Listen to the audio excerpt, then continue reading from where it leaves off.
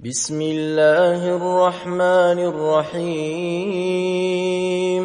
وكيف تكفرون وأنتم تتلى عليكم آيات الله وفيكم رسوله ومن يعتصم بالله فقد هدي إلى صراط مستقيم يا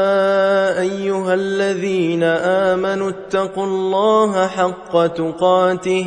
ولا تموتن إلا وأنتم مسلمون واعتصموا بحبل الله جميعا ولا تفرقوا واذكروا نعمة الله عليكم إذ كنتم أعداء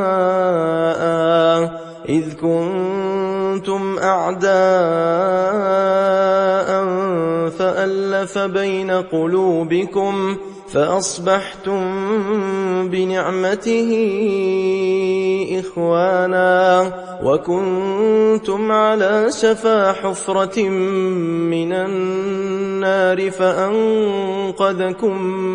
منها كذلك يبين الله لكم آياته لعلكم تهتدون ولتكن منكم أمة يدعون إلى الخير ويأمرون بالمعروف وينهون عن المنكر وأولئك هم المفلحون ولا تكونوا كالذين تفرقوا واختلفوا من بعد ما جاءهم البينات وأولئك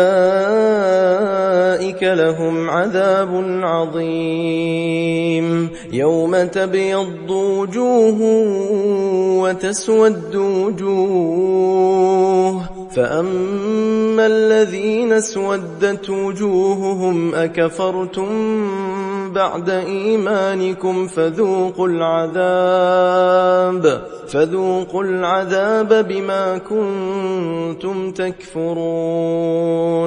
وأما الذين ابيضت وجوههم